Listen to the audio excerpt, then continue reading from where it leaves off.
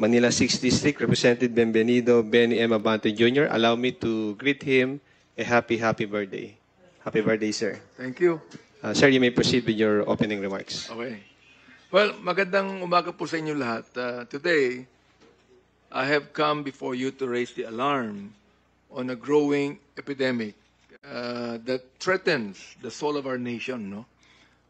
Online gambling. Online gambling is not just a vice to me, no? It's a virus, actually. It's an addiction that eats away at the moral fiber of our society. It erodes the values we teach our children. It devastates the finances of Filipino families, and it promotes the growth of a shadow economy that thrives on addiction, deceit, and even death. Gambling has always profited off addiction. Alam po yan ng mga yumayaman sa gambling, no? That tinatawag nating they capitalize on the addictive nature of gambling. And today, it is worse because it has gone digital, viral, and global. There is nowhere a gambling addict can go to resist temptation, because an addict cannot avoid casinos or cockpits if these are in the palms of their hands. Marami nagsasabi, kailangan natin ito dahil napakalaki ng pondo ang nakukuha ng gobyerno sa industriyang ito. Ay, may nabanggit sa akin na 50 billion daw, no? At least last year. And the profits government earns from this industry, they say, funds healthcare, infrastructure, and other government programs. Sinabi rin po ng PAGCOR na tumutulong din sila sa pagpagawa ng about 1,500 school rooms, no? Ng DepEd. But no amount of government revenue can justify the human cost of this evil pastime. We cannot continue to build schools or roads with money soaked in the blood of fathers who have lost their savings, or of children who have gambled away their futures. We should not heal our citizens with resources generated from an industry that harms our kababayan. With this in mind today, I filed the Anti-Online and Anti-Offsite Gambling Act of 2015. This bill seeks to outlaw all forms of online gambling and offsite betting, including isabong. It aims to dismantle a system that profits off addiction, exploits our youth through mobile apps and digital wallets, and leads to crimes as horrifying as murder. Because make no mistake, what we are dealing with here is not just about gambling. It is about killing and murder. That is why I am also filing a House resolution calling for a full congressional investigation into the fate of the missing Sabongeros, Filipinos who disappeared between 2021 and 2022, many of whom, according to a whistleblower, were abducted, killed, and dumped into Taal Lake on the orders of a powerful e-sabong operators. Now, this is a modern-day horror story. You can no longer call this a harmless vice when it ends with bodies dumped in our lakes and families mourning the loss of their loved ones. Ang nakataya po dito ay hindi lang pera. Ang nakataya dito ang kaluluwa ng ating mga kababayan. Ang sinusugal natin ay ang kinabukasan ng kabataan. You simply cannot put a price tag on either.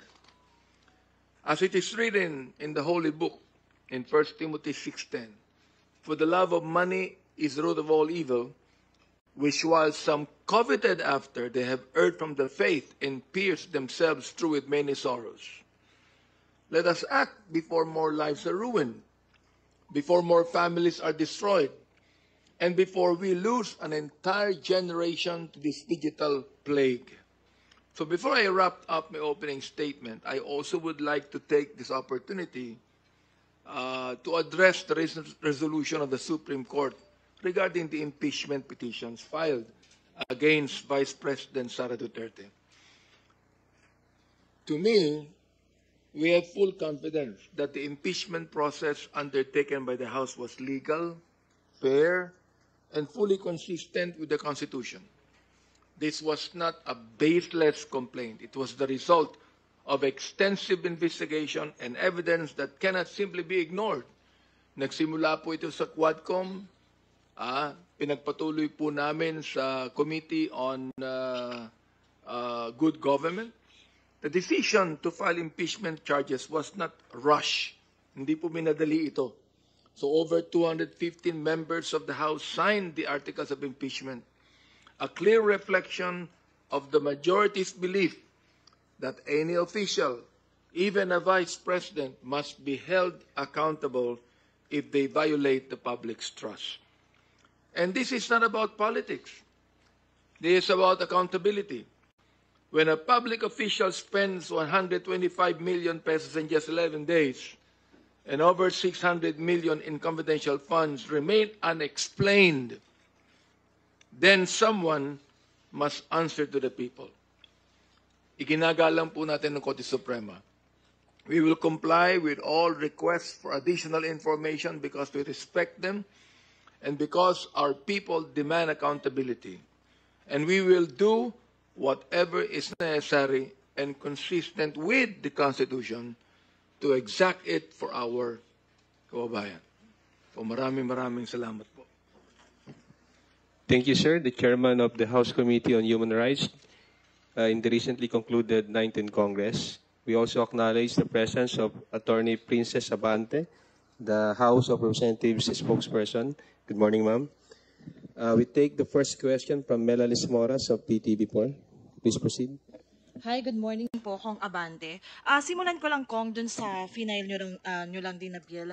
Kasi kahapon, sa isang press conference po ng DOJ, sinabi ni Justice Secretary Remulla na posibleng may koneksyon yung mga death squad members from the Duterte drug war dun sa mga isabong killings. Sabi niya po sa press con, I think that the death squads, the people who undertake the contractual killings may intersect somehow with the drug war and with the isabong. May mga taong parang involved sa pagpatay sa drug war at sa isabong. Bilang dati nga rin po kayong co-chair sa House Squad Committee noon, nung 19th Congress, at kayo nga is nagsusulong din na maimbestigan itong mga isyong ito. Ano pong masasabi nyo dun sa posibleng connection? Alam mo, totoo lang, very revealing yan, no? So, the fact na sinabi na yan ng Justice Secretary, nakikita natin na talagang dapat na i-reconvene natin muli ang Quadcom para imbestigahan lahat ng mga bagay na ito. Sapagkat kung may connection talaga yan sa war on drugs, dapat na tudukan na ng Quadcom itong senaryong ito. Opo, and doon naman sir sa missing sabongero, since kayo nga sa Quadcom, tinutukan nyo talaga yung mga naging biktima, umano'y biktima ng EJK. Ano lang pong masasabi nyo doon din naman sa mga pamilya, doon sa mga biktima ng yung mga tinatawag na missing sabongeros, bilang ito tinututukan nyo na maimbestigahan to, ano po yung assurance ng Congress na makakamit nila yung same pursuit of justice katulad nung ginawa niyong pagtutok sa drug war? Actually, sa akin talaga nagsimula nun, na in-expose yan, sapagkat nangyari yan sa akin distrito.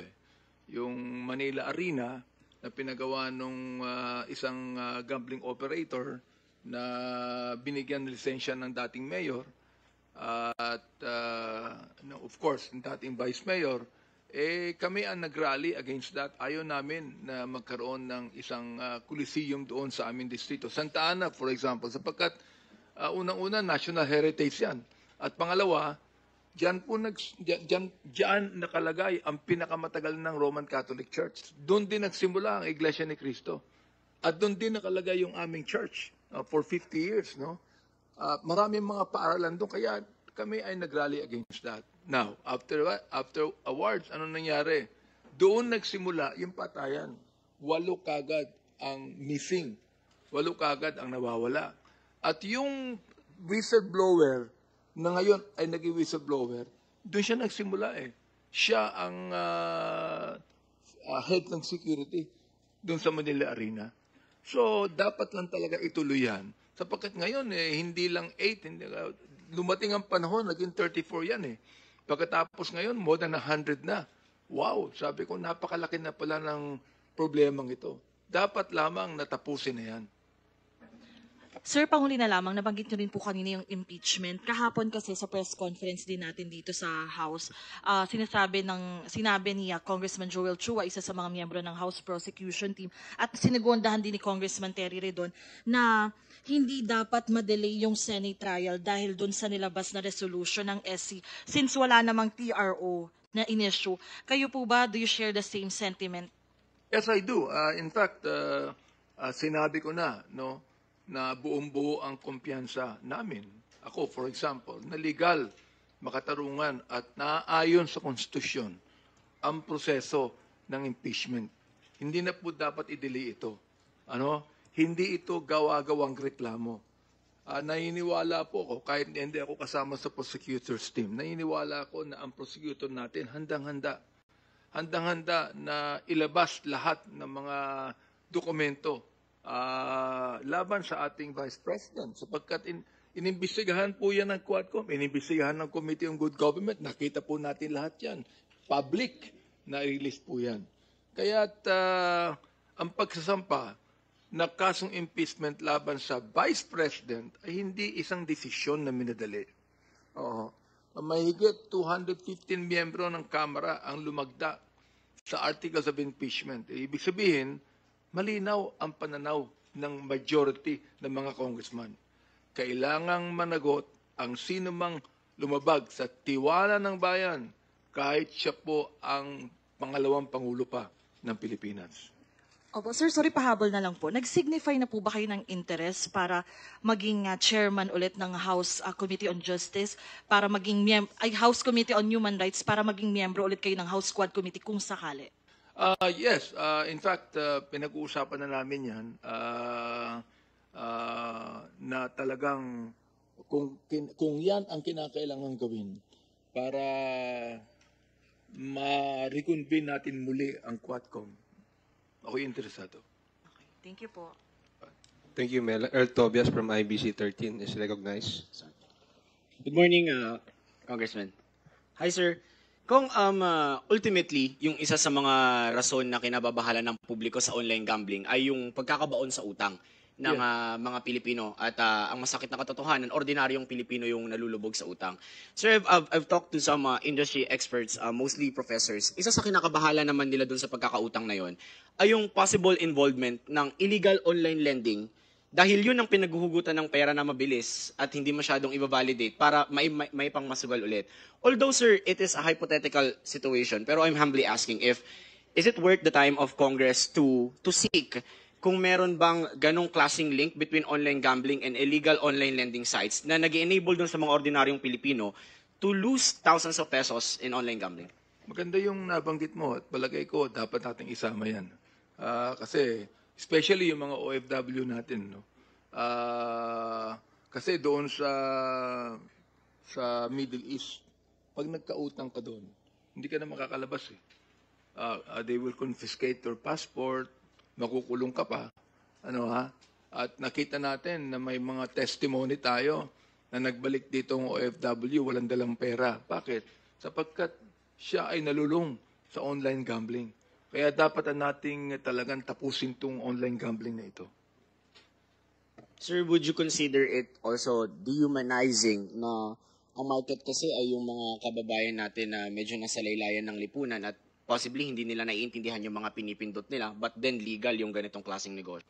Yes, maganda yung binanggit mong dehumanizing sapagkat nasabi ko nga ilan bang yumaman sa online gambling? 'Di ba? Wala pa nga 1% ng mga nag-gambling na ganyan yumaman eh. Karamihan ng mga nag-online gambling mahirap eh. At lalo naghihirap sapagkat nagiging addictive yan eh sa kanila. So, ano pang gagawin natin, 'di ba? Napakalaki ng social cost, napakalaki ng human cost na ginagawa niya sa ating lipunan. Oo. Kaya dapat na talagang itigil na ito. Kung Benny, kung ganun po yung gravity ng online gambling,